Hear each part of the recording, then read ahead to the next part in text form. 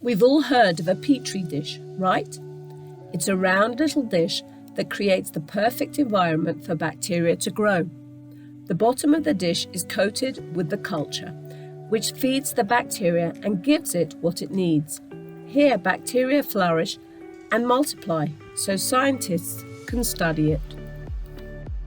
In a lot of ways, the world is like a petri dish for people, and the culture we grow in is made up of everything and everyone around us. Sometimes, actually too many times, bad bacteria take over.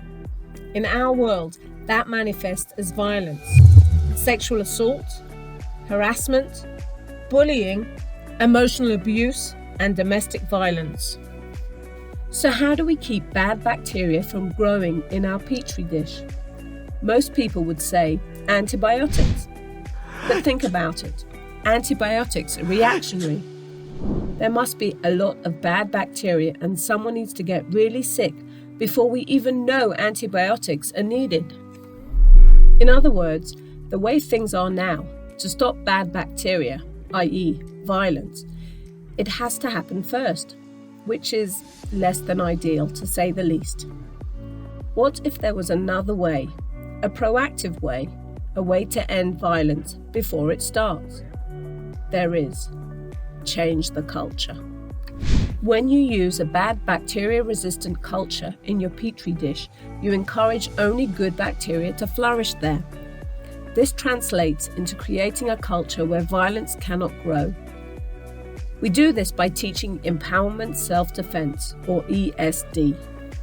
ESD is a way of life where people protect and defend their bodies, speak up for themselves and others, accept their strength, and therefore stay safe, physically, mentally, and emotionally.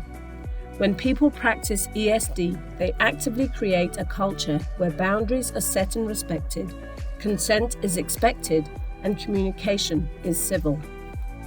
In this culture, there's no place for victim blaming, and no shame in sharing what has happened to you.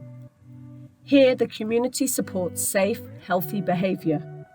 To create this violence-resistant culture, we need to change education on every level, from kindergarten through adulthood. We need to educate communities in schools, community centres, camps, youth groups, and businesses. The goal is a community where people can study, work, and live together without fear of abuse or harassment. In this culture, if something does happen, people can confidently deal with it, find adequate support, and heal. Throughout the world, there are organizations teaching and promoting empowerment self-defense.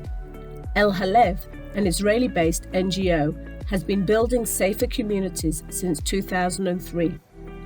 To date, El Halev has brought ESD skills and tools to over 120,000 women and children and has invested greatly in professionalizing the training of ESD instructors. PAVE Prevention Incorporated is a social enterprise which guides, trains, and advises companies and communities on how to be proactive in the face of violence. They help people prevent, react appropriately to, and heal from violent events, both physical and emotional. The Association of ESD Professionals is growing with the aim of making violence prevention programs accessible worldwide. To ensure safety and engender public trust, the association is working to standardize the practice of ESD through credentialing, continuing education, and the creation of ethical and procedural guidelines. Besides career and business resources, they seek to influence public policy and increase public funding through outreach and advocacy work. My Power Limited is a social tech startup. In partnership with El Halev, it is creating a mobile application that will deliver ESD into the hands of anyone who wants and needs it. The My Power app will make ESD available in an accessible, affordable, effective, and intuitive AI-based interactive multimedia format with customized versions for specific communities.